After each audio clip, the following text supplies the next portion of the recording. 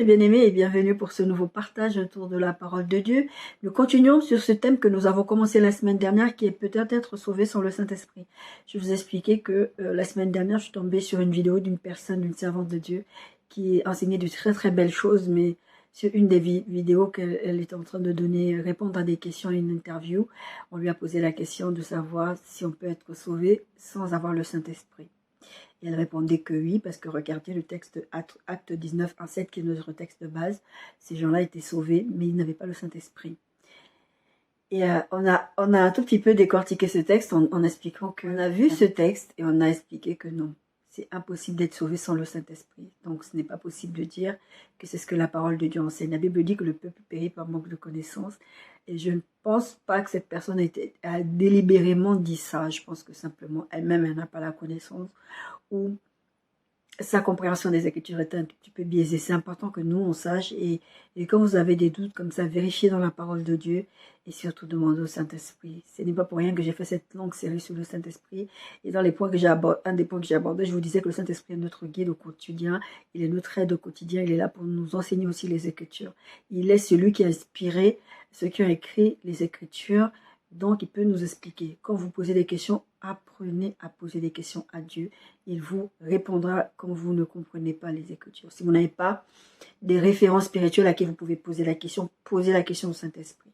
Même si vous avez des références spirituelles, posez la question au Saint-Esprit, parce que la preuve, on peut avoir des références spirituelles qui peuvent mal interpréter la parole de Dieu. Moi-même, personnellement, ça m'est déjà arrivé de mal comprendre la parole de Dieu et le Saint-Esprit me corrige dessus. D'accord? Alors, notre texte de base, on a dit que c'était Acte 19, 1-7. On a vu ce thème sous la forme de plusieurs questionnements. Et la première question qu'on avait vue, c'était est-ce qu'on peut croire? Est-ce qu'on peut être chrétien sans être sauvé? On en arrive à la conclusion que oui, on peut croire. Il y a beaucoup de chrétiens qui croient en Dieu, qui savent, connaissent l'existence de Dieu. On a même parlé de ce texte qui dit que les démons croient. Mais pourtant, ils ne seront pas sauvés, d'accord? Donc oui, on peut être chrétien, mais on peut être chrétien, en tout cas se prétendre chrétien, et ne pas être sauvé. Je pense aussi que la difficulté, elle vient du fait qu'il y a des chrétiens, en fait, qui sont chrétiens, pas seulement pour faire semblant, ou pas seulement de nom. Quand on cherche sincèrement Dieu, on trouve sincèrement Dieu. Il y a des gens qui vont à l'église, qui s'opposent là, qui donnent leurs dîmes, leurs offrandes, qui servent à l'église, et qui ne seront pas sauvés. J'avais fait un rêve, je vous en ai déjà parlé dans des précédentes vidéos sur différents thèmes, et ce rêve m'a beaucoup marqué. Parce que ce rêve montrait vraiment qu'il y a beaucoup qui sont dans les églises, et ça confirme la parole que le Seigneur Jésus a donnée quand il est parti, quand il disait, il y en a qui diront, Seigneur, Seigneur, n'avons-nous pas prophétisé en ton nom, n'avons-nous pas fait ceci? Il dit, je ne vous ai point connu. Il y a des gens, en fait, qui sont des serviteurs, des faux serviteurs de Dieu, et il y a des gens qui croient sincèrement être sur le bon chemin. L'apôtre Paul croyait sincèrement être sur le bon chemin quand il persécutait les chrétiens, jusqu'à ce qu'il ait une rencontre avec le Seigneur Jésus. Et je pense malheureusement qu'il y a beaucoup de chrétiens qui n'ont pas une vraie rencontre avec le Seigneur Jésus, et donc qui n'ont pas en eux le Saint-Esprit qui va les transformer au quotidien. Et donc qui sont dans les églises, qui occupent des églises, qui sont des super spirituels, mais au fond, qui ne font pas la volonté de Dieu. J'avais fait ce rêve, en fait, je me retrouvais, c'était un bord de mer. Il y avait plusieurs dénominations d'églises, des catholiques, des baptistes, des charismatiques, des évangéliques, de toutes sortes. En fait, il y avait toutes les églises. Jusqu'au réveil, je ne me souvenais pas de chaque dénomination d'église. Et à chaque fois, je devais rentrer dans cette église-là. L'instruction que j'avais du Seigneur Jésus, c'était de rentrer dans les églises en question et d'observer et ensuite de sortir, d'aller voir et de sortir. Et donc j'allais, je m'asseyais dans le fond, j'observais. Et dans ces églises-là, ce que je voyais, je ne voyais pas le mal. Il n'y avait pas l'esprit de Jézabel, l'esprit de ceci, les mauvais esprits, les démons qui se manifestaient ou quoi que ce soit. Non, il n'y avait pas ça. Il y avait des gens qui servaient Dieu, qui priaient, qui louaient Dieu et qui prêchaient. Et à chaque fois que je rentrais dans une dénomination d'église, je voyais des gens vraiment adorer Dieu, tout ça. Et après, j'entendais le Saint-Esprit me dire « Sors ». Et je sortais. Et quand je sortais de l'église, il me faisait rentrer dans l'église d'à côté. Je rentrais, même scénario. Je suis même tombée sur une église où c'était un culte fait par des jeunes. C'était vraiment, dans l'assemblée, c'était pas que des jeunes, c'était des enfants, des adultes, des vieux, des moins jeunes, tout ça. Mais en tout cas, le culte était dirigé par des jeunes, des adolescents, vraiment des jeunes adultes. Et moi, c'est quelque chose qui me touche particulièrement parce que j'aime beaucoup voir les jeunes servir le Seigneur. J'aime beaucoup voir les jeunes gens s'approcher de Dieu. Et j'étais très impressionnée, j'étais vraiment très touchée. Mais à chaque fois que je rentrais dans une église, j'assistais à ce culte. Il n'y avait vraiment rien de mauvais là-dedans. Et le Seigneur me disait de sortir. Et à un moment donné, il y a eu l'enlèvement. Et à un moment, je me suis retrouvée dans le ciel. Et je regarde. Et en fait, sur la terre, dans toutes les églises où je rentrais, les églises étaient bondées. Elles étaient bondées. Et quand je me retrouve au ciel, le ciel est vaste. Et je vois que le ciel n'est pas aussi rempli que ce que j'ai vu sur la terre. Et je me pose des questions. Je cherche le Seigneur Jésus. Je dis, je veux lui poser la question de savoir pourquoi est-ce que les églises sur la terre étaient si bondées que ça et le ciel n'est pas si plein que ça. D'accord? Et donc, du coup, je cherche le Seigneur, je le trouve, j'ai commencé à parler avec lui. Je lui dis, mais qu'est-ce qui s'est passé? Parce que la terre les églises étaient pleines sur la terre. Et il me disait, quand il me demandait de sortir des églises, il me disait, sors. Je n'y suis pas. D'accord? Et quand j'ai fini par sortir, c'était le même scénario dans toutes les églises où je suis allée. Quand je lui ai posé la question, il m'a dit, mais je t'avais dit que je n'y étais pas. Dans l'Apocalypse, le Seigneur Jésus, il dit, voici, je me tiens à la porte et je frappe. Si quelqu'un entend ma voix, ouvre la porte, voilà, voici, je viendrai, je souperai avec lui. Jésus, dans ce texte de l'Apocalypse, il ne parle pas des païens. Il ne parle pas de non-convertis. Il parle de son église. Jésus est à la porte de son église qui est censée être son épouse. Les gens vont à l'église, ils servent Dieu, ils sont là, ils font des choses, mais Jésus n'est pas le centre. Jésus n'est pas mis en valeur. Il y a beaucoup d'années en arrière, je crois il y a même plus de 15 ans, je me rappelle que j'avais trouvé un texte sur Internet. Je vous mettrai le titre si je m'en souviens. Et c'est quelqu'un qui avait, je crois que c'était une sœur. C'était ce qu'on appelle communément, pardon, je ne sais pas comment les appeler, une bonne sœur. Je crois que c'était elle qui avait une bonne sœur qui avait que ça. Et elle écrivait sur le Noël, que en gros c'était Noël en fait, c'est censé être à la base pour célébrer Christ. Et Christ est à la porte de Noël. Noël ne concerne même plus le Christ. Noël a effacé Christ. On fait des cadeaux, on fait à manger, on fait plein de choses, mais ce n'est plus Christ qui ressent. Et malheureusement, l'église de Jésus-Christ aujourd'hui n'a plus que de nom. N'a plus que de nom de christianisme, de petit Christ. Parce qu'à la base, je vous signale que les premiers chrétiens, ils ont été appelés chrétiens parce que justement, ils ressemblaient à Christ, ils parlaient comme Christ, ils fonctionnaient comme Christ. Et en fait, c'était un mot pour se moquer d'eux. On les appelait les chrétiens parce qu'on se moquait d'eux. Et quand Jésus est en train de partir à la croix, Pierre l'a renié. Souvenez-vous de cette scène. Pierre l'a renié. Et il y a une des personnes, je crois que c'était une jeune fille qui lui a dit, mais tu parles comme eux, tu es comme eux. Parce que le caractère de Pierre montrait qu'il avait été influencé par Jésus. Donc même s'il niait connaître Jésus, sa façon de parler, sa façon de fonctionner montrait qu'il était un disciple de Christ. Donc il pouvait faire tout ce qu'il voulait, il ne pouvait pas le cacher parce que ça se voyait. Donc il y a beaucoup de personnes qui sont dans les églises. Ce que je suis en train de dire, ce n'est pas pour jeter le discrédit ni pour susciter de la suspicion chez chacun d'entre vous. Vous dites, méfiez-vous quand vous allez dans les églises, les chrétiens. Non. Soyez intime avec le Saint-Esprit parce que vous serez étonné de qui vous croisez dans les églises. Mais là n'est même pas la question. La question, c'est que vous posez-vous devant le Seigneur et savoir si vous êtes vraiment sauvé. Il y a ce verset de la Bible qui dit, examinez-vous vous-même pour savoir si vous êtes dans la foi. 2 Corinthiens 13, 5. Examinez-vous vous-même pour savoir si vous êtes dans la foi. Éprouvez-vous vous-même. Ne reconnaissez-vous pas que Jésus-Christ est en vous, à moins peut-être que vous ne soyez réprouvés.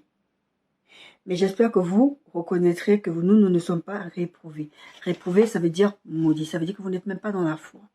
Vous devez vous examiner. Le psalmiste disait, sonde-moi, oh Dieu, c'est David, et connais mon cœur, éprouve-moi et connais mes pensées. Regarde si je suis sur une mauvaise voie. Et dans ce cas-là, si je suis sur une mauvaise voie, conduis-moi sur la voie de l'éternité. Je paraphrase. C'est important de se tenir face à soi-même, de ne pas juste se poser sur un acquis, parce que la vie avec Dieu, la vie d'enfant de Dieu n'est pas une vie de tout repos.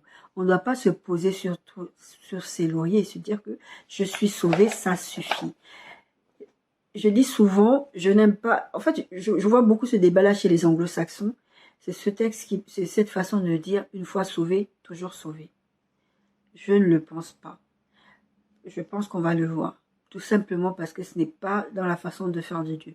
Mais encore une fois, le problème ne vient pas de Dieu, le problème vient de l'homme. On a vu croire et être chrétien sans sauver, on a expliqué, oui, c'est possible. Les démons croient, pourtant ils ne seront pas sauvés. Comment recevoir le Saint-Esprit? Il faut le désirer, je disais la semaine dernière, il faut le désirer, il faut le demander. Saint-Esprit, j'ai besoin de toi, je sais que je ne peux pas fonctionner, Jésus l'a dit, vous ne pouvez rien faire sans moi. Et comme je vous dis toujours, sans lui, c'est sans le Saint-Esprit. Vous êtes les sarments, je suis le cèpe, sans moi, vous ne pouvez rien faire, dit la parole de Dieu. Comment recevoir le Saint-Esprit? On a dit, il faut le demander. Il y a une chose aussi, c'est croire en Jésus. Il y a une partie, dans ça, c'est de la repentance, c'est de regretter sincèrement. Parce qu'il y a des gens qui confessent, parce que je disais qu'il faut croire en Jésus et confesser. Voilà, faut mettre notre foi sur Jésus. Mais j'ai précisé sur Jésus-Christ mort et ressuscité. D'accord? C'est important cette précision parce qu'il y a des gens qui croient en Jésus, mais qui ne croient pas que Jésus est le Fils de Dieu et qu'il est mort et ressuscité. Si c'est pas ça la base de ta foi elle est vaine, en fait. Et je vous ai expliqué cette histoire avec l'apôtre Paul qui expliquait que si Jésus-Christ n'est pas ressuscité, vous ne croyez pas à la résurrection de Jésus-Christ, bah, votre foi est vaine. D'accord? Donc on a dit, il faut y croire, il faut demander, mettre sa foi sur Jésus, Jésus-Christ ressuscité. Comment savoir si on a reçu le Saint-Esprit? Là, c'était vraiment cette partie, il faut avoir la soif, il faut croire, il faut vouloir, etc. Et ensuite, la façon la plus évidente, il y a deux façons évidentes en fait de savoir que vous avez reçu le Saint-Esprit. C'est les fruits de l'Esprit. C'est le fruit de l'esprit. En fait, c'est la patience, la bénédicité. On a vu ça dans Galates 5, 22 et 24 à 25, d'accord? C'est l'amour, la joie, la paix, la patience, la bonté, la bénédicité, la fidélité, la douceur, la tempérance. Ça, c'est des processus que vous devez atteindre à un moment donné. Vous n'avez pas la même façon d'être patient au début de votre marche chrétienne qu'à la fin, quand vous quittez cette terre. Vous apprenez, c'est un processus. Mais vous ne pouvez pas, du moment où vous avez donné votre vie à Christ, avoir la même patience jusqu'à la fin de votre vie. C'est pas possible, vous devez évoluer à un moment donné. D'accord? On a dit donc, 1, avoir la soif, le vouloir, 2, les fruits de l'esprit. Et la troisième chose qui fait partie aussi même du point 2, puisqu'on l'a vu dans le fruit, c'est l'amour. Et en fait, j'ai dit, je ne l'ai pas mis en premier, parce que je ne l'ai pas mis en premier, mais en fait, c'est la base. 1 Corinthiens 13 parle de l'amour. Si vous avez l'amour, vous pouvez faire toutes les œuvres de Dieu, vous pouvez prophétiser, vous pouvez faire tout un tas de choses. Même, vous pouvez manifester des dons spirituels, des dons de guérison, tout ça. Si vous n'avez pas l'amour, vous n'êtes rien. Si vous n'avez pas l'amour, vous n'êtes rien. Ce que vous faites là, vous ne le faites pas de la part de Dieu. Parce que Dieu, c'est pas le genre de personne déjà qui va vouloir vous faire du mal pour arriver à ses fins. Et on voit beaucoup de chrétiens, beaucoup de serviteurs de Dieu, beaucoup de servantes de Dieu qui font du mal à d'autres enfants de Dieu. Je vous ai prêché sur Dieu aime les prostituées et Dieu aime les homosexuels. Dieu aime les gens comme ça. Jésus est venu pour cela. Mais vous, quand vous avez donné votre vie à Jésus, vous vous mettez à taper sur eux. Ah, homosexualité, abomination, ceci, abomination. C'est pas manifester de l'amour. Manifester de l'amour ne veut pas dire cautionner le péché, ne veut pas dire cautionner les mauvaises vies, ne veut pas dire cautionner les mauvaises mœurs. Ça veut dire avoir suffisamment d'amour en soi pour être capable de pardonner, pour être capable de comprendre, pour être capable même de prêcher la repentance à cette personne par amour à cette personne, parce que tu veux pas que cette personne se perde. Jésus-Christ n'est pas allé mourir à la croix pour les parfaits. Jésus-Christ lui-même, il a dit, je ne suis pas venu pour ceux qui n'ont pas besoin de médecin, je suis venu pour les malades. D'accord? L'amour, c'est important. Si vous n'avez pas l'amour, voilà. Ça, c'est ce point qu'on a vu sur comment on peut savoir. Si vous manifestez déjà l'amour, si vous manifestez les fruits de l'esprit, vous allez voir que vous n'allez même pas vous poser des questions. Mais quand vous allez tomber, vous allez faire des choses, vous allez savoir que le Saint-Esprit habite en vous. Et ça, c'est la manifestation du Saint-Esprit. C'est pas de vous parce que humainement, Jésus disait, mais vous faites quoi de mieux si vous aimez ceux qui vous aiment? Parce que humainement, vous allez aimer ce qui vous aime. Humainement, vous allez faire du bien à ceux qui vous font du bien. Une fois que quelqu'un vous fait quelque chose de pas bien, vous allez dire, moi je ne vais plus parler à cette personne, je ne vais plus faire ceci, je ne vais plus faire ça. Vous allez avoir des comportements qui sont très très humains. Mais Jésus nous demande d'aller au-delà du comportement humain. Nous devons être supra-humains. Tout simplement parce que nous ne marchons pas, et c'est Galate aussi qui dit ça, si vous êtes les enfants de Dieu, vivez par l'esprit. D'ailleurs, le verset dit, vous n'accomplirez pas les désirs de la chair. Quand on regarde ce verset, on a tendance à penser aux trucs sexuels, les péchés comme ça. Non, c'est aussi la manifestation de la présence de Dieu dans notre vie. Si vous vivez par l'esprit, marchez selon l'esprit de Dieu. Et l'esprit de Dieu, c'est l'amour. Tous ce fruit-là dont on a parlé. C'est la passion, cette passion avec les gens. Moi, plus j'avance, plus j'évolue là-dedans. Il y a des choses où, avant, je pouvais démarrer au quart de tour, et avec le temps, je me rends compte que voilà. Un truc tout ça. Ma fille, par exemple, je lui dis, t'as pas grand-chose à faire dans la maison. Vide le lave-vaisselle, étends le linge quand il y a du linge à étendre. Le reste, c'est moi qui fais. Oui, je vais le faire. Elle le fait pas. Oui, je vais le faire. Je suis arrivé à un moment où je le fais. Je continue à lui dire de le faire, je continue à être patiente avec elle, je continue à lui enseigner. Mais après, c'est une adolescente, bientôt jeune adulte. Ça sert à rien d'aller se bagarrer pour rien. Vous n'allez pas évoluer. Mais encore une fois, votre début de marche chrétienne et votre fin, ça ne doit pas être la même. Ce que je suis en train de dire, ça ne veut pas dire que dès que vous allez donner votre vie à Christ, vous allez tout de suite manifester tous ces fruits-là en une fois et tout de suite. Non, parce qu'il y a des fois, il y a des choses où vous ne savez même pas que vous faites mal. C'est le Saint-Esprit qui va attirer votre attention. C'est pour ça que c'est impossible quand on aborde ce terme de dire qu'on peut être sauvé sans le Saint-Esprit, parce que c'est le Saint-Esprit qui va distribuer ces choses-là en nous, qui va manifester ces choses-là. Si vous n'avez pas le Saint-Esprit, vous ne pouvez pas être des enfants de Dieu. Parce que le Saint-Esprit va attester que vous êtes des enfants de Dieu, va manifester la vie de Dieu en vous. Si vous n'avez pas le Saint-Esprit, vous ne pouvez pas. Vous ne pouvez pas, je vous disais dans la série sur le Saint-Esprit, vous ne pouvez pas faire les choses de Dieu sans Dieu, donc sans le Saint-Esprit. Le dernier questionnement qu'on va aborder cette semaine, que je vous disais que j'allais aborder cette semaine, en fin de vidéo de la semaine dernière, c'est le Saint-Esprit peut-il nous quitter quand nous péchons contre Dieu? Et je vais voir ça aussi pareil en plusieurs parties. La partie numéro 1, c'est le blasphème contre le Saint-Esprit. On en a déjà parlé. Ça ne fait pas de mal d'en reparler. La deuxième chose, c'est que Dieu ne nous abandonnera jamais. Et la troisième chose, c'est travailler à son salut. Et je vous partagerai les versets qui conviennent de partager. Est-ce que le Saint-Esprit peut nous abandonner quand nous péchons contre Dieu? Déjà, quand on parle de pécher contre Dieu, c'est quoi? Est-ce que c'est quand je pêche une fois contre Dieu ou c'est quand je pêche de façon répétée contre Dieu?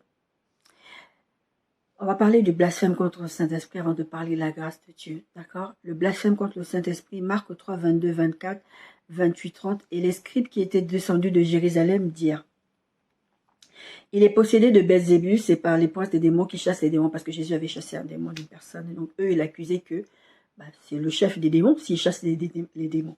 Jésus les appelait, leur dit sous forme de parabole, verset 23, comment Satan peut-il chasser Satan? Réfléchissez à ce que vous dites. Si un royaume est divisé, contre lui-même son royaume ne peut subsister. Je vous le dis en vérité, tous les péchés seront pardonnés aux fils des hommes et les blasphèmes qu'ils auront proférés. Par contre, mais quiconque blasphémera contre le Saint-Esprit n'obtiendra jamais le pardon. Il est coupable d'un péché éternel. Jésus parla ainsi parce qu'il disait qu'il est possédé d'un esprit impur. Jésus explique cette histoire de blasphème contre le Saint-Esprit dans un contexte particulier. Il explique que le blasphème, dans ce cadre-là, c'est attribuer l'œuvre de Dieu aux forces des ténèbres, au diable. Mais quand on regarde la façon de fonctionner de Dieu, quand on lit la Bible, quand on essaie de comprendre ces textes, le blasphème contre le Saint-Esprit, c'est rejeter le sacrifice de Christ à la croix en rejetant la conviction que le Saint-Esprit essaie de faire en toi, en te disant que tu es sur le mauvais chemin. Donc tu vas aller en enfer parce que tu refuses le salut. Tu vas aller en enfer parce que tu refuses la conviction du Saint-Esprit que tu es en train de vivre une vie de péché. Et c'est là le blasphème contre le Saint-Esprit. Ça concerne toi qui refuses ça, et ça concerne aussi les gens qui enseignent des choses aux autres en disant l'enfer n'existe pas, la résurrection des morts n'existe pas, toutes ces choses-là qui vont emmener les gens en enfer. Ils sont aussi responsables de ces personnes-là. Blasphémer contre le Saint-Esprit, c'est ça. La Bible dit que c'est le Saint-Esprit qui nous convainc de péché et de justice. Si vous rejetez l'action du Saint-Esprit dans votre vie, vous blasphémez contre le Saint-Esprit. Blasphémer contre le Saint-Esprit, ce n'est pas insulter le Saint-Esprit, ce n'est pas insulter Dieu, ce n'est pas insulter Jésus. Vous savez le nombre de fois moi j'ai insulté Dieu, j'ai insulté Jésus dans ma vie, parce que j'étais en colère, je n'étais pas chrétienne encore. Mais toujours est-il que ça n'a pas empêché Jésus d'être allé mourir à la croix, il a pensé à moi que j'allais l'insulter. Il dit bien, Jésus il précise bien, il dit toute personne qui va, toutes les injures, tous les blasphèmes, tout péché seront pardonnés. Il dit, verset 28, Marc 3, 28, je vous le dis en vérité, tous les péchés seront pardonnés aux fils des hommes, c'est-à-dire à tous les êtres humains, et les blasphèmes qu'ils auront proférés. Mais par contre, celui contre le Saint-Esprit ne sera pas pardonné. C'est un péché sur lequel tu ne peux pas revenir. En tout cas, si tu meurs dans ce blasphème, tu ne seras pas sauvé. C'est ça que ça veut dire. Ça veut dire que tant que tu es sur cette terre, repens-toi. Il y a une partie là de la repentance. De se rendre compte que, ah, mais moi j'avais mal compris, je ne savais même pas. Bon, bref, repens-toi. Blasphémer contre le Saint-Esprit, c'est un péché, le Saint-Esprit devrait dans ta vie. C'est pour ça que on va voir cette histoire de dire sauver une fois, sauver toujours, c'est pas possible. Parce que si tu es sauvé une fois et que tu vis ta vie comme tu le veux, le Saint-Esprit te convainc de péché, le Saint-Esprit te convainc. Et puis au bout d'un moment, le péché a tellement de place dans ta vie que tu n'as même plus de regrets, tu n'as même plus de remords, tu ne te repens même plus, parce que la Bible dit, si nous confessons nos péchés, Dieu est fidèle et juste pour nous les pardonner et nous purifier de tout péché. À un moment donné, tu ne vas plus le faire. Donc tu ne laisses plus le Saint-Esprit agir, donc tu es perdu. C'est un peu, je pense que je ne l'ai même pas mis, tout ça, j'ai sauté les étapes. En tout cas, le blasphème contre le Saint-Esprit, on l'a expliqué. J'en ai parlé aussi dans la série sur le Saint-Esprit, j'en ai parlé dans d'autres choses. Mais en tout cas, j'en parle aujourd'hui, j'en ai déjà parlé dans la série sur le Saint-Esprit. Donc, voilà. La partie numéro 2 le Saint-Esprit peut-il nous quitter quand nous péchons contre Dieu? Le principe à comprendre, c'est que Dieu ne nous abandonnera jamais. Josué 1,5. Nul ne tiendra devant toi tant que tu vivras, je serai avec toi comme j'ai été avec Moïse, je ne te délaisserai point, je ne t'abandonnerai point. Deutéronome 31,8, l'Éternel marchera lui-même devant toi, il sera lui-même avec toi, il ne te délaissera point, il ne t'abandonnera point, ne crains point et ne t'effraie point. Jean 14, 16 à 18. Et moi je prierai le Père, ça c'est Jésus qui parle, et vous donnera un autre consolateur afin qu'il demeure éternellement avec vous. Déjà sur cette terre, ensuite dans l'éternité, on sera auprès du Saint-Esprit aussi. L'Esprit de vérité que le monde ne peut recevoir parce qu'il ne le voit point et ne le connaît point. Mais vous, vous le connaissez car il demeure avec vous et il sera en vous. Je ne vous laisserai pas orphelins, je viendrai à vous. Le principe est simple, Dieu ne nous abandonne jamais. Si vous voulez être sûr que, est-ce que quand je pêche contre Dieu, est-ce que Dieu va me laisser? Non, le principe est simple, Dieu ne t'abandonne jamais. Parce que Dieu a suffisamment de grâce et suffisamment d'amour en réserve pour chacun d'entre nous, même si nous péchons contre lui. Ce que je suis en train de dire, ce n'est pas de vous encourager au péché, parce que déjà quand vous vous posez ce genre de questions, c'est parce que vous vous sentez mal, parce que vous avez péché contre Dieu. Et je vais vous rassurer, votre péché ne va pas éloigner Dieu de vous, mais c'est vous qui allez vous éloigner parce que vous êtes mal à l'aise, parce que vous ne savez pas comment vous approcher de Dieu. Parce que le péché va grignoter des choses en vous. C'est pour ça que c'est important systématiquement de se repentir, de revenir vers Dieu. La problématique que j'ai avec ce péché d'impureté sexuelle, je vous ai parlé là plusieurs fois, je lutte avec ça depuis que j'ai remis le nez dedans. Je lutte avec ça. J'étais arrivée à un point où je disais à Dieu, il y a 2-3 ans, je disais à Dieu, j'en ai marre. J'en ai marre, j'ai même plus envie de me confesser, pas parce que je prenais plaisir à pécher contre Dieu, parce que je me sentais hypocrite. Je me disais, je peux pas continuer éternellement à demander pardon à Dieu pour le même péché, c'est pas possible, il faut que ça s'arrête. J'étais tellement mal que j'avais des idées suicidaires parce que j'en avais marre de pécher contre Dieu. C'est ça que le péché doit faire en vous. Pas les idées suicidaires, c'est pas ça que je suis en train de dire. Ça doit vous faire mal. Même si vous commettez ce péché, n'importe quel péché, ça doit vous faire mal. Et c'est ça la différence entre quelqu'un que Dieu est en train de conduire et que vous vous laissez conduire, que vous laissez le Saint-Esprit vous convaincre, vous allez vous repentir. Mais moi, j'étais arrivée à un point, je me sentais tellement hypocrite, j'ai dit à ma soeur, j'en peux plus, j'en ai marre de faire ça. Je veux plus demander pardon à Dieu, mais pas par orgueil, mais parce que j'étais trop mal. Je me disais, mais comment Dieu peut continuer à m'aimer, comment Dieu va continuer à me pardonner, alors que je retombe, à chaque fois je prends des mesures, je fais ceci, je fais cela, et je n'arrive pas à sortir de ça. Ma soeur m'avait dit quelque chose d'important. Confesse-toi toujours. N'arrête pas de te confesser. Parce que tu ne prends pas plaisir dans ce que tu es en train de faire. Même si le moment où tu le fais, tu prends plaisir, mais le péché ne te fait pas, pécher contre Dieu ne te fait pas plaisir. Donc, à partir du moment où tu sais que tu pêches contre Dieu, tu dois toujours te confesser. Et ça, c'est important d'avoir en soi ce truc de te dire, ça ne me plaît pas de faire du mal à Dieu. Vous savez, quand vous aimez votre épouse, je vais parler pour les hommes, même votre époux pour les femmes, si vous êtes tenté par quelqu'un d'autre, normalement, quand vous aimez votre conjoint, votre conjointe, si vous trompez votre conjoint, votre conjointe, ça va vous faire mal. Ça va vous faire mal parce que vous vous dites, mais comment j'ai pu faire ça? Je savais que ça allait créer quelque chose dans ma famille, dans mon mariage, mais comment j'ai pu faire? Vous vous sentez mal. Quand vous blessez quelqu'un que vous aimez, vous vous sentez mal. C'est pour ça que j'ai tendance à dire, on n'a pas besoin encore de venir ajouter à taper sur la tête avec une personne avec une Bible parce que la personne est en train de pécher contre Dieu. C'est important de reprendre les frères et sœurs parce que des fois, les frères et sœurs, quand on pêche ou quand vous péchez, il y a des fois, il y a des péchés, mais vous ne savez même pas que c'est des péchés. Puis il y a des fois, en fait, vous avez besoin que quelqu'un vienne vous le dire. David a eu besoin que le prophète Nathan vienne lui dire, mais tu as péché, ce que tu as fait, c'était pas bien. Je ne pense pas que David ne savait pas que ce qu'il faisait n'était pas bien, mais il a eu besoin que quelqu'un vienne lui dire. Il a pris la femme il a pris Bersheba, il a pris la femme d'Uri. Il a, comment on dit ça en français? Il a mis enceinte, il a voulu couvrir son péché. Le péché je vous dis toujours, le péché a des conséquences. Ça l'a éloigné de Dieu. Il a commencé à faire des bêtises. Il allait de plus en plus loin dans le péché. Il avait perdu cette connexion avec Dieu. Et qu'est-ce qu'il fait? Il finit par tuer Uri. Mais David, ça n'avait pas l'air de le déranger. Hein. Il pensait que ce qu'il faisait, voilà. Jusqu'à ce que Nathan vienne avec une parabole lui dire, il y avait un monsieur qui avait qu'une seule bête, il y avait un autre monsieur, un grand seigneur, un roi, je ne sais plus qu'est-ce qu'il lui a donné comme exemple, qui avait beaucoup de bêtes.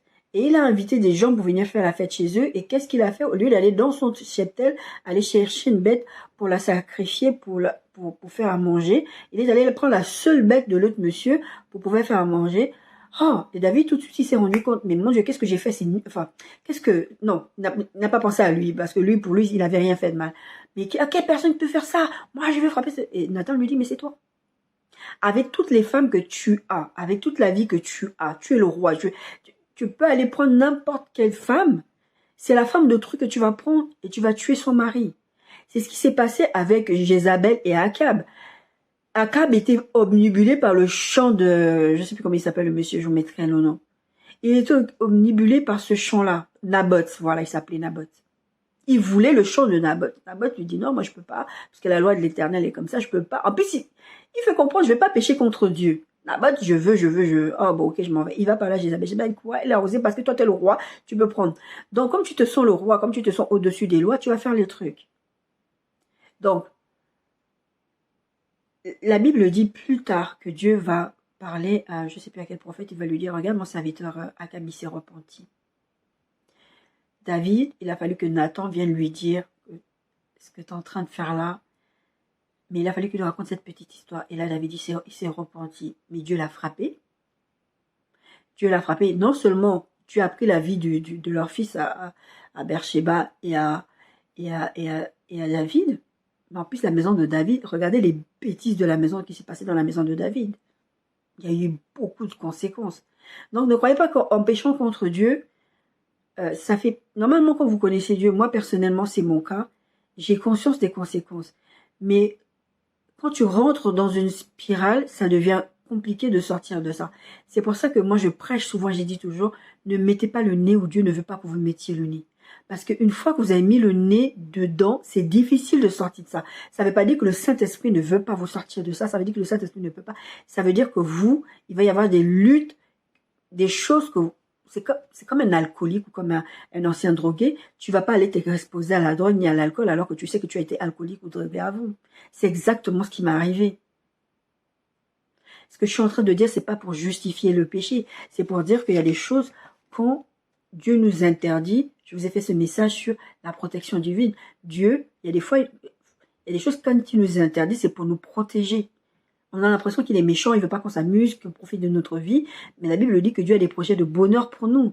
Alors, si tu as tendance à penser que Dieu est là seulement pour t'empêcher de vivre, t'empêcher de profiter de ta vie, c'est normal. C'est pour ça que vous vous retrouvez avec plein de chrétiens dans les églises qui sont même pas vraiment des chrétiens ou qui sont là, ils pensent qu'ils sont sauvés, mais ils sont même pas sauvés parce qu'ils vivent leur vie. Ils font ce qu'ils veulent, ils se repentent jamais parce que, bon, peut-être qu'au début, ça a commencé un peu comme moi, j'ai du mal à me repentir. J'ai quelqu'un qui m'a dit non, quelqu'un qui a repris comme le prophète Nathan, non, confesse-toi, c'est pas grave. Tu prends pas plaisir à faire du mal à Dieu. Donc, confesse-toi, continue à te confesser.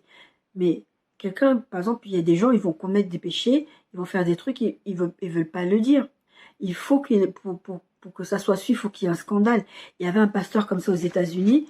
Je ne sais pas si ça existe encore ce site-là, mais il y a un site en fait aux États-Unis où en fait ils mettaient en relation des hommes mariés et des femmes mariées pour tromper leur partenaire. Et ce pasteur faisait partie du listing de ce site-là. Et il y a quelqu'un en fait qui a leaké, qui a volé les données et qui a leaké ces données-là.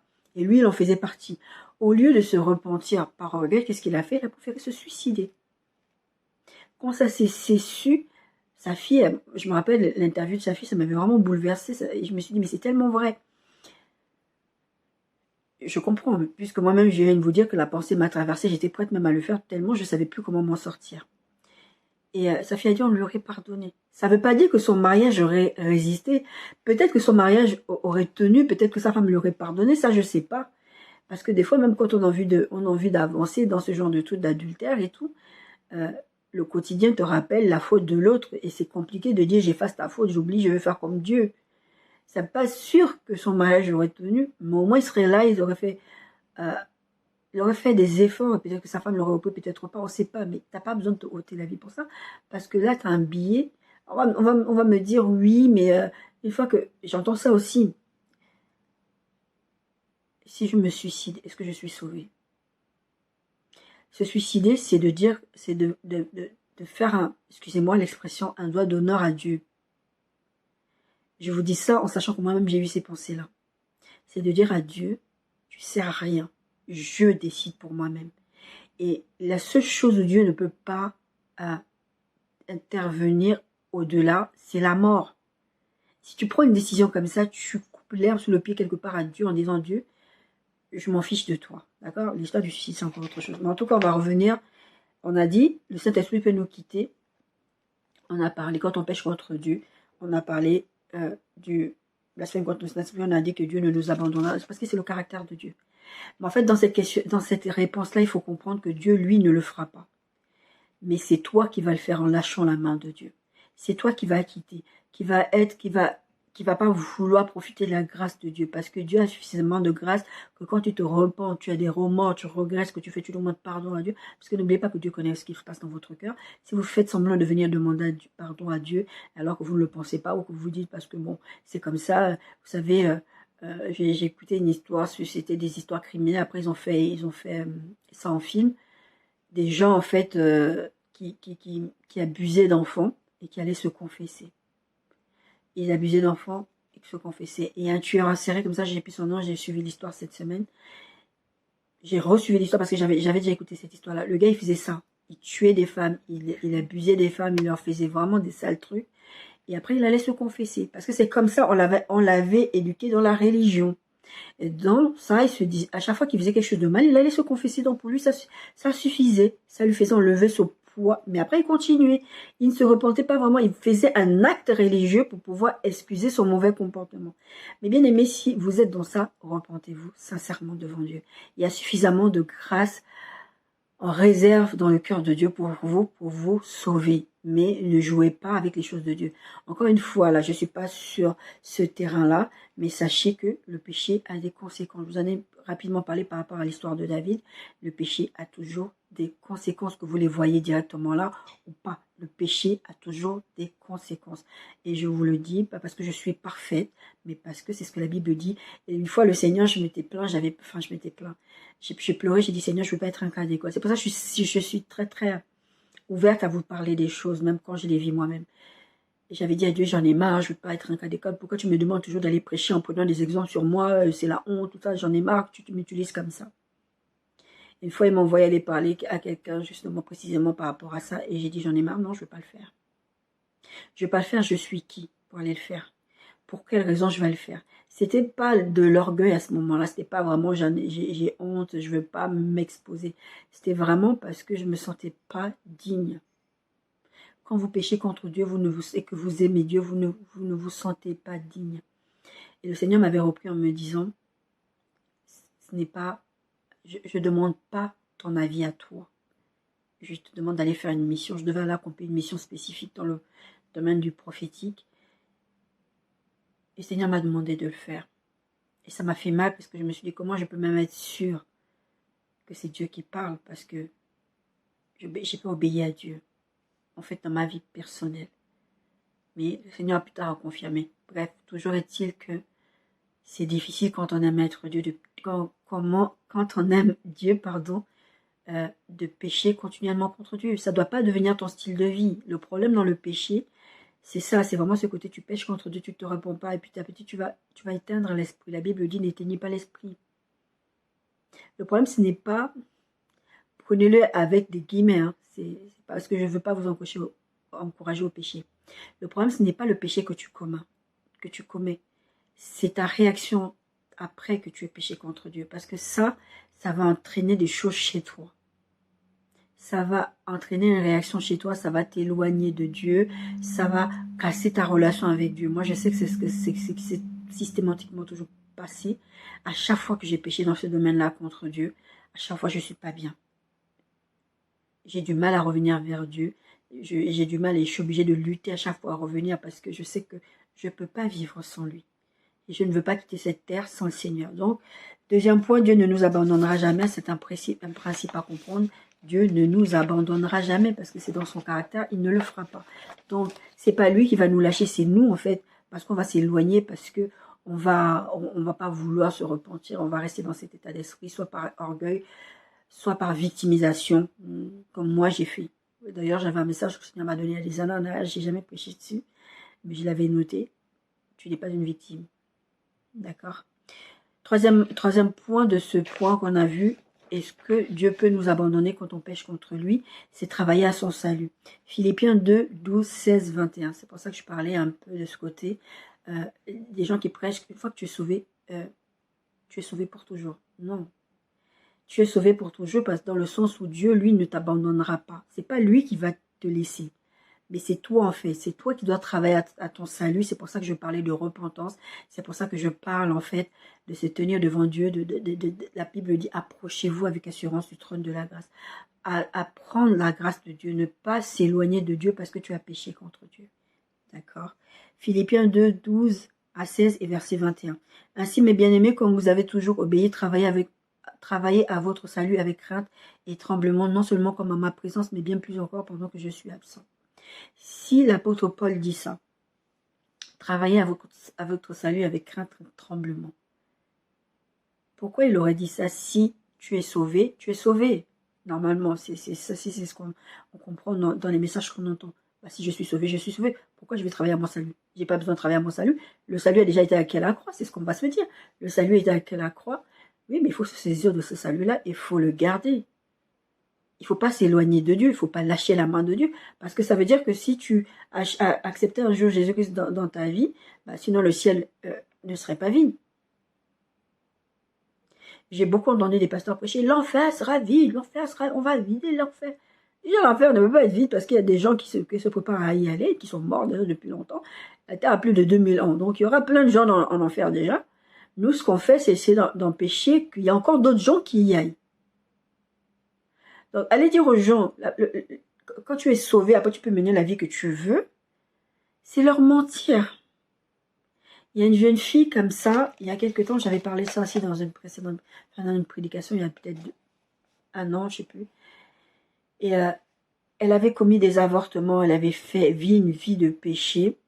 Et puis elle a dit, elle avait marqué un mot sur, c'était sur Instagram où elle disait, je crois qu'elle avait fait une vidéo, elle disait, ne croyez pas les gens qui vous disent que quand vous péchez contre Dieu, enfin, oui, si vous allez avoir, on n'aura plus d'enfants, Dieu va vous donner, Dieu va vous bénir. Ce que je n'ai pas aimé dans son message, même si j'ai essayé de croire que c'était pas ça le message qu'elle voulait faire passer, elle n'a pas parlé de repentance. Et moi, je lui ai répondu, elle a supprimé mon commentaire parce que ça ne lui plaisait pas. J'ai répondu, n'encourage pas les gens au péché. Il y a une part de repentance dans cette affaire-là. Si tu t'es repenti, en fait, c'est à ça que tu dois amener les gens. Dire aux gens, voilà, j'ai commis des avortements, j'ai fait ceci, j'ai fait cela. Dieu avait suffisamment eu de grâce pour moi pour me permettre d'avoir des enfants alors que dans mon église, on me disait que j'en aurais plus parce que j'ai commis des avortements, parce que ceci, parce que cela. D'accord? Ne mettons pas de côté l'amour de Dieu. Mais l'amour de Dieu, l'apôtre Paul disait, ne faites pas de la grâce un moyen pour faire ce que vous voulez, en fait. Parce que sinon, en fait, vous allez, je crois que je l'ai pris ce texte-là, vous allez fouler au pied le sacrifice de Christ. Et d'autre part, le péché a des conséquences que tu en aies conscience ou pas. Et ça, je lui avais dit aussi dans mon commentaire. C'est très rare que je commande des vidéos. Des fois, je commande des vidéos quand je tombe sur des trucs et là, ça m'énerve. Je dis non, pas laisser ça parce qu'il y a plein de sœurs. Et ce qui m'énervait, c'est qu'il y avait plein de commentaires. Amen, amen. Vraiment, même moi, m'a dit ça. Toujours dans les églises, ils disent ça. Mais dans la façon dont les gens s'exprimaient, même si je suis sûre que toutes ne s'exprimaient pas par rapport à ça, personne, en tout cas, n'a évoqué cette affaire de repentance. Personne n'a évoqué le fait que bah non, Dieu m'a fait grâce, c'est vrai, mais il faut quand même comprendre que le péché a des conséquences. Peut-être que je n'ai pas, peut-être que la conséquence n'était pas que je n'ai pas d'enfant, mais il y a une autre conséquence, que tu la vois ou pas. Et aussi, de ne pas mettre de côté le caractère de Dieu, l'amour de Dieu, et le fait que Dieu a suffisamment de grâce en réserve pour chacun d'entre nous. D'accord? Éphésiens, non. On revient toujours à Philippiens. Je n'ai pas fini de lire Philippiens. Philippiens 2,12, dont je vous ai lu, le verset 12 qui parle de travailler à votre salut, verset 13, car c'est Dieu qui produit en vous le vouloir et le faire selon son bon plaisir. C'est le Saint-Esprit qui suscite ces choses-là, qui vous amène. C'est pour ça que je dis quand vous vous posez la question, mais ce que j'ai fait, c'est pas bien. Vous avez conscience des choses. Maintenant, si vous repoussez cette pensée en disant, ouais, c'est bon, j'ai rien fait de mal, vous laissez pas le Saint-Esprit vous conduire à vous amener à la repentance, d'accord? Vous ne pouvez pas faire, je vous dis souvent, et je vous l'ai redit encore tout à l'heure, vous ne pouvez pas faire les choses de Dieu sans Dieu. La Bible dit, verset 13, Philippiens 2,13, car c'est Dieu qui produit en vous le vouloir et le faire selon son bon plaisir. Mais le verset 12 dit, travaillez.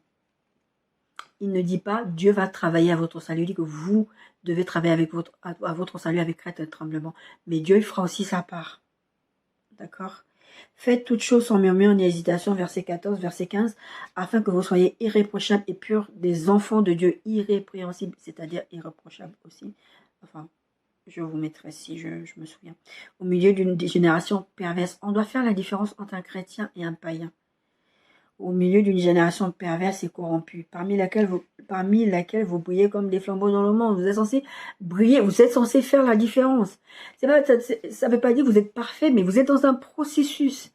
Mais on doit quand même faire la différence. On doit quand même dire cette personne, il y a des choses qu'elle ne fait pas parce qu'elle travaille à son salut avec crainte et tremblement.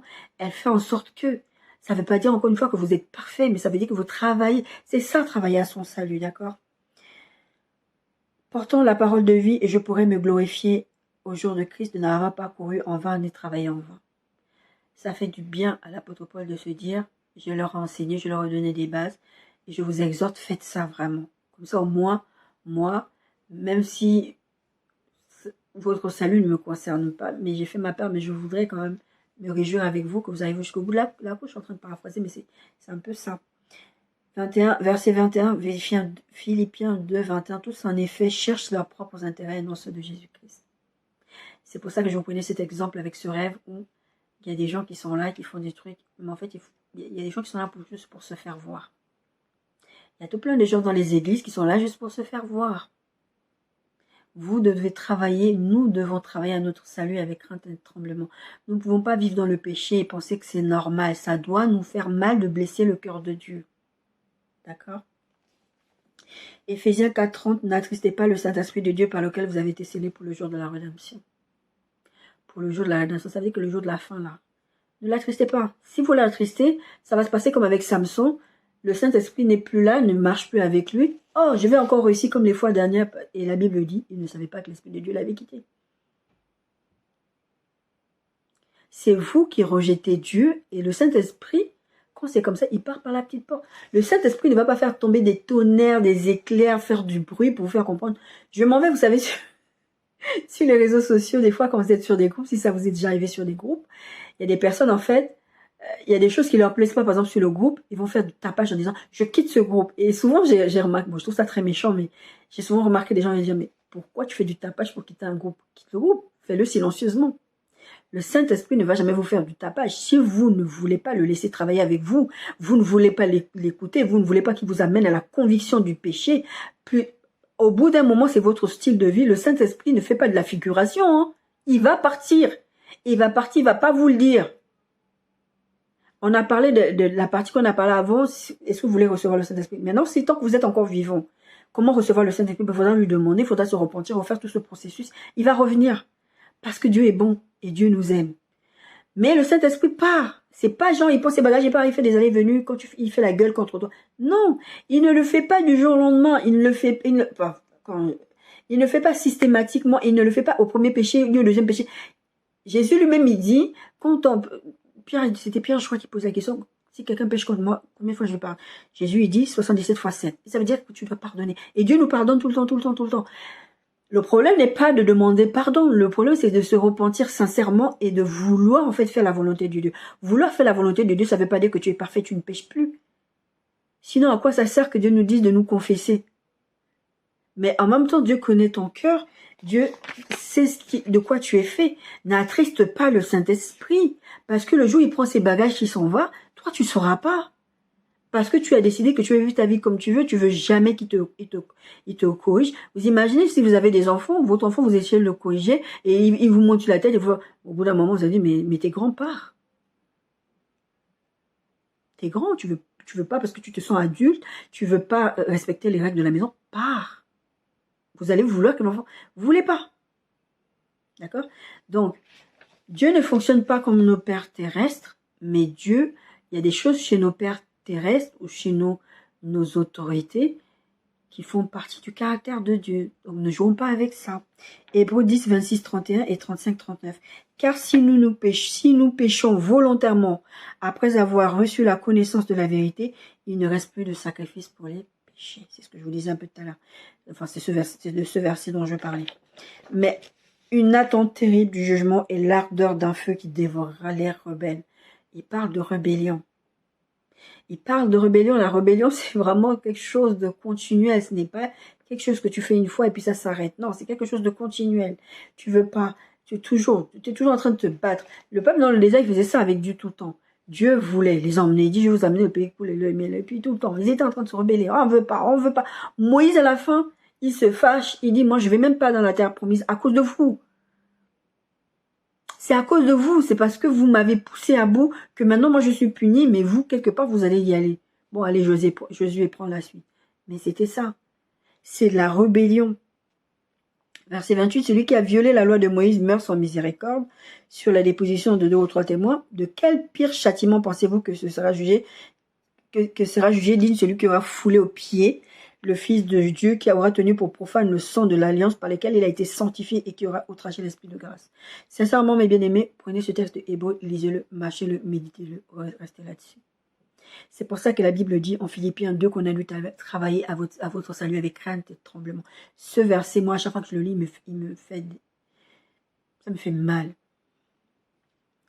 Pas parce que je me sens parfaite, ça me fait mal parce que justement, je ne mérite pas que la grâce que Dieu me fait tous les jours. D'accord?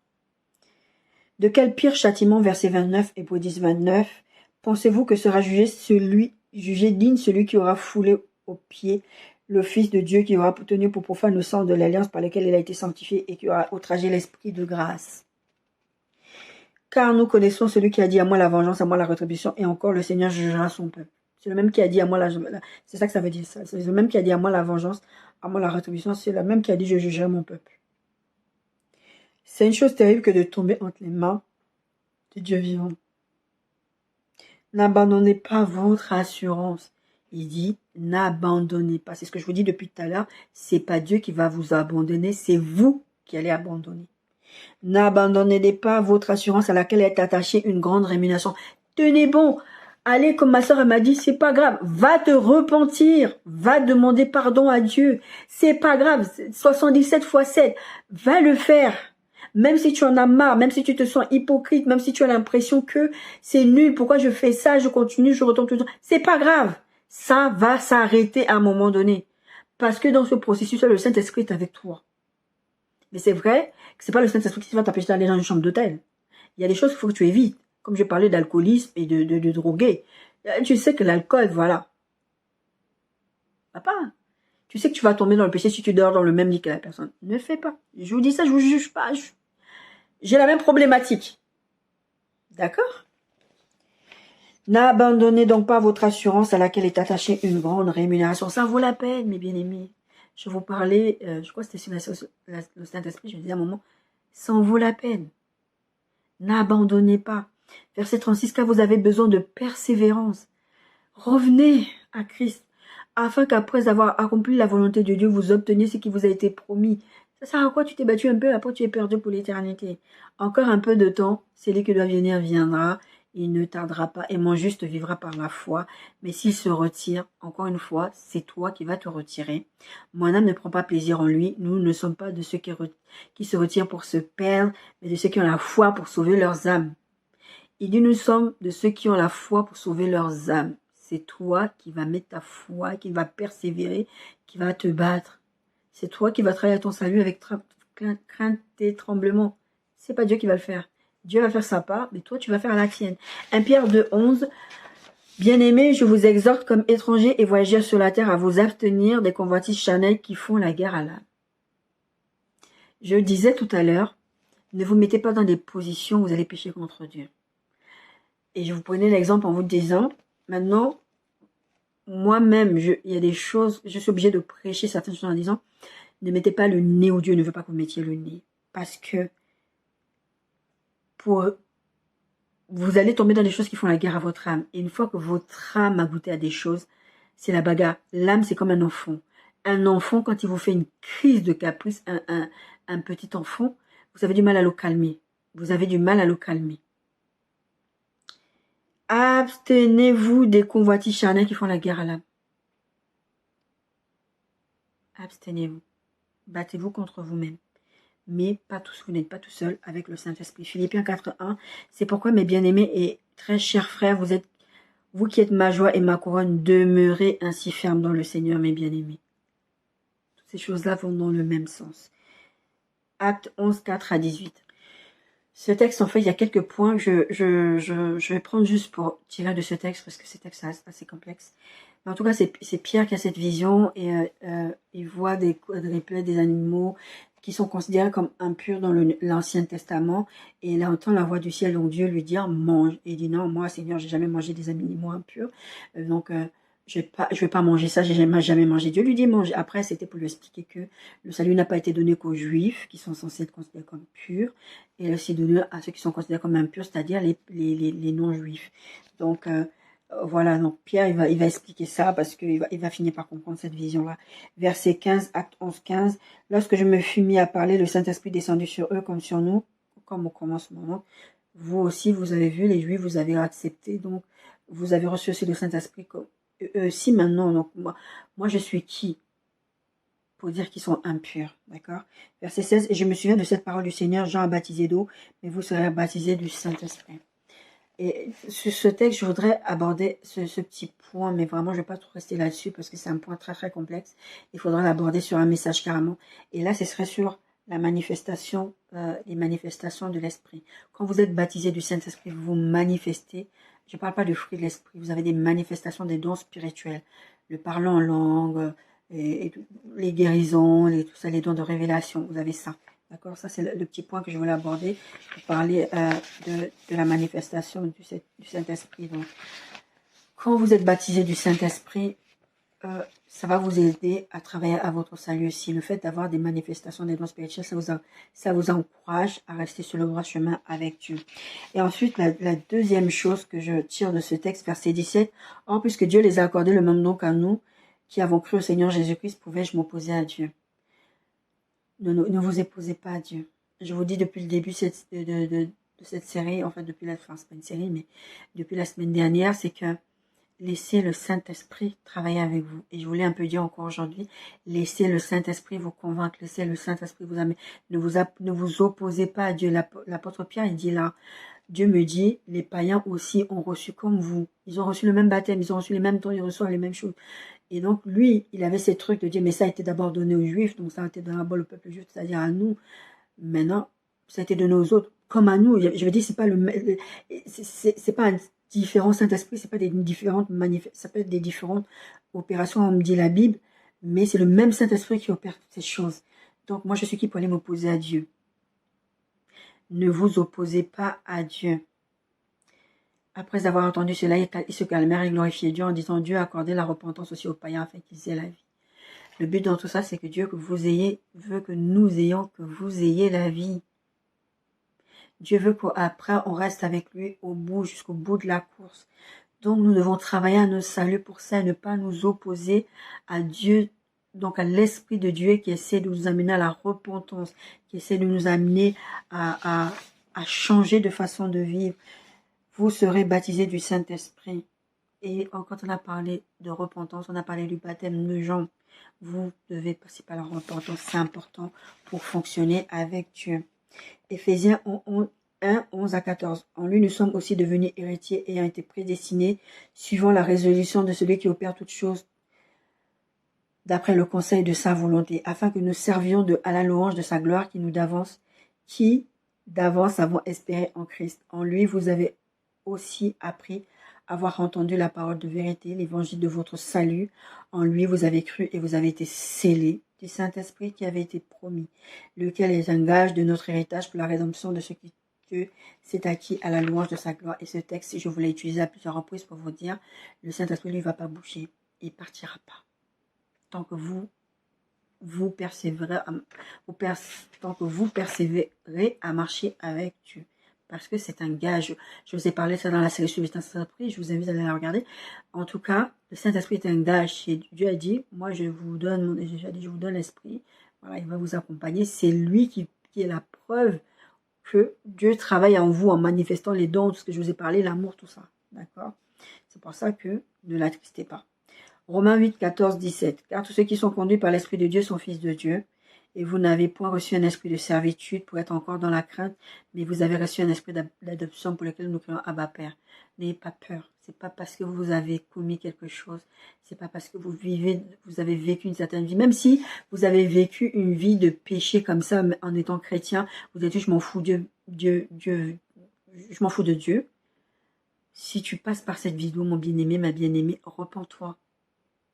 Dieu va te reprendre de là où tu es, il va recalculer ta trajectoire et il va continuer à te conduire. C'est pas grave fondamentalement parce que le plus important c'est que tu sois sauvé. D'accord? Tous ceux qui sont conduits par l'Esprit de Dieu sont fils de Dieu. Vous n'avez pas reçu un esprit de servitude, c'est-à-dire vous n'êtes pas esclave. Vous n'êtes pas censé être esclave. D'accord? Mes bien-aimés, en conclusion, la question de notre thème, c'était peut-on être sauvé sans avoir le Saint-Esprit? On a dit que non. Parce que, comme on l'a vu dans le texte que je viens de lire, c'est le sceau. Le Saint-Esprit, c'est le sceau, en fait, qui atteste que nous sommes des enfants de Dieu. C'est lui qui nous conduit. Et celui-ci, le Saint-Esprit nous conduit, ça prouve que nous sommes des enfants de Dieu. Donc, ne pas nous opposer à l'action du Saint-Esprit dans notre vie. Et la Bible dit, dans le Éphésiens 1 qu'on a lu tout à l'heure, 14, il est un gage de notre héritage pour la rédemption de ceux qui ont été acquis à la louange de sa gloire. Donc, sans lui, non, on ne peut pas être sauvé. 1 Jean 4, 1 à 4, 1 Jean, 4, 1 à 4 dit ceci. Bien-aimés, n'ajoutez pas foi à tout esprit, mais éprouvez les esprits pour savoir s'ils sont de Dieu. Pardon, oh là là, j'ai besoin de mettre mes lunettes. Car plusieurs faux prophètes sont venus dans le monde. Reconnaissez à ceci l'Esprit de Dieu. Tout esprit qui confesse Jésus-Christ venu en chair est de Dieu, et tout esprit qui ne confesse pas Jésus n'est pas de Dieu. C'est celui de l'Antéchrist dont vous avez appris la venue et qui maintenant est déjà dans le monde. Vous, petits enfants, vous êtes de Dieu et vous les avez vaincus parce que celui qui est en vous est plus grand que celui qui est dans le monde. Mais bien aimés, on ne peut pas être sauvé sans le Saint-Esprit. Et pourquoi je vous ai lu ce texte de 1 Jean 4, 1 à 4, c'est pour dire qu'il y a beaucoup de gens qui vont dire des choses. Je vous ai précisé en début de vidéo, même la semaine dernière, je vous ai dit, je pense pas que cette femme-là a été mal intentionnée, parce que j'ai vu plusieurs de ses vidéos. J'ai pas l'impression. Après, j'ai pas vu beaucoup, parce que ça m'arrive des fois aussi de tomber sur des prédicateurs, des prophètes, et oh, je suis impressionnée, j'aime beaucoup. Et une fois, il y a un prophète comme ça, aux États-Unis et tout, un prophète très connu. Et j'étais là, j'écoutais, j'ai dit, waouh, mais comment ça se fait que j'ai jamais su sur lui, etc. Oh là là, c'est trop beau, c'est vrai. Et j'entends l'Esprit de Dieu qui me dit, tu vas être déçu dans pas longtemps. Le concernant lui. Et après, je suis tombée sur des choses qu'il disait qui étaient anti-bibliques, sur plein de choses. Et je me suis dit, mais non, j'étais tellement déçue. Et c'est pour ça que la Bible dit, n'ajoutez pas foi à tout esprit. N'ajoutez pas foi à tout esprit, mais éprouvez les esprits pour savoir s'ils sont de Dieu, car plusieurs faux prophètes sont venus dans le monde. Quand vous voulez fausser la parole de Dieu, vous êtes dans le système de l'antéchrist, d'accord? Celui qui veut ajouter n'importe quoi à la parole de Dieu est dans le système de l'antéchrist. Elle a ajouté au système de l'antéchrist. Je ne sais pas si c'était intentionnel ou si c'était pas intentionnel. Je ne la connais pas comme ça de prime abord, je dirais que non. Je pense pas qu'elle avait conscience. C'est juste, je pense, une mauvaise interprétation de la parole de Dieu. Mais je ne la connais pas, donc je ne sais pas. Donc ça peut arriver. Les chrétiens de Béret, la Bible parle des chrétiens de Béret. L'apôtre Paul venait les prêcher. Il vérifiait dans les Écritures ce que l'apôtre Paul leur disait. N'ajoutez pas foi à tout esprit. Vérifiez de vous-même. Vous avez normalement le Saint-Esprit qui habite en vous en tant qu'enfant de Dieu. Si vous n'êtes pas sûr là, demandez, je vous ai dit, une des choses, c'est demander. Demandez au Saint-Esprit de venir en vous. Repentez-vous, acceptez Jésus-Christ comme Sauveur et Seigneur, et Jésus-Christ ressuscité, Jésus-Christ Fils de Dieu. Acceptez ce sacrifice et marchez avec le Saint-Esprit. Vous allez voir qu'il y a des choses qu'on va vous enseigner. Vous allez déranger. Et prenez le temps aussi de lire les Écritures. Les chrétiens de Béret faisaient ça. Ils lisaient les Écritures, ils vérifiaient tout ce qu'on leur dit. L'apôtre Paul, s'il vous plaît. Ces chrétiens-là, l'apôtre Paul les prêchait, mais ces chrétiens-là ne se disaient pas c'est l'apôtre Paul. Ils allaient vérifier. D'accord? Même moi, c'est pour ça, je dis très souvent, je le dis souvent sous mes vidéos TikTok, mais pas sous mes vidéos YouTube. Je dis souvent ce que je vous dis, si je vous mets les versets, ce n'est pas pour faire joli. Prenez le temps de méditer sur certains versets. Et je vous ai donné ce verset que je voudrais que vous méditiez cette semaine. Prenez le temps de méditer sur ces versets-là. Lisez-les. Et réfléchissez à quoi ça peut vous emmener dans un changement dans votre vie. Et la dernière chose que je voudrais aborder avec vous, c'est le baptême. J'ai pas dit des choses spécifiques dessus. J'en ai un tout petit peu parlé. Quand vous devenez un enfant de Dieu, quand vous êtes sauvé, la suite logique, c'est le baptême. On a parlé du baptême de Jean, qui est un baptême d'eau, et qui est aussi un baptême de repentance. Ils se repentaient, ils allaient se faire baptiser d'eau. On a parlé du baptême aussi de Jésus-Christ, c'était aussi un baptême d'eau. La suite logique, je crois que je vous en ai parlé la semaine dernière, la suite logique de quand vous donnez votre vie à Christ, l'eunuque là, à un moment donné, il dit, mais qu'est-ce qui m'empêche d'être baptisé alors? Bah, baptise-moi tout de suite. Et vous avez vu, je vous ai parlé de plusieurs textes qui parlaient du baptême. C'est la suite logique. Vous ne pouvez pas vivre sur cette terre alors que Jésus a donné ce commandement. Baptisez-les. Et vous vous dites, moi, je veux pas me baptiser, c'est pas important. Parce que on peut être sauvé, parce que le brigand à la croix. Vous désobéissez à un commandement direct de Jésus-Christ. Mais bien aimés, ayez foi en Dieu. Ayez foi en l'œuvre de la croix. Et ayez l'assurance que Jésus n'est pas mort pour rien pour vous à la croix. Repentez-vous. N'ayez pas. Dieu n'est pas un père fouettard. Il ne veut pas votre mal. Dieu n'est pas sadique pour dire que je vous attends au tournant, au moindre péché, il va aller en enfer. Non, c'est pas le caractère de Dieu. C'est pour ça que vous avez besoin d'intimité avec Dieu, prendre du temps dans la parole de Dieu. Vous allez apprendre toutes ces choses-là par vous-même et vous saurez que c'est pas le caractère de Dieu. Encore une fois, le but n'est pas de vous emmener à vivre une vie de péché, mais le but de vous emmener à travailler à votre salut avec crainte et tremblement. Soyez bénis.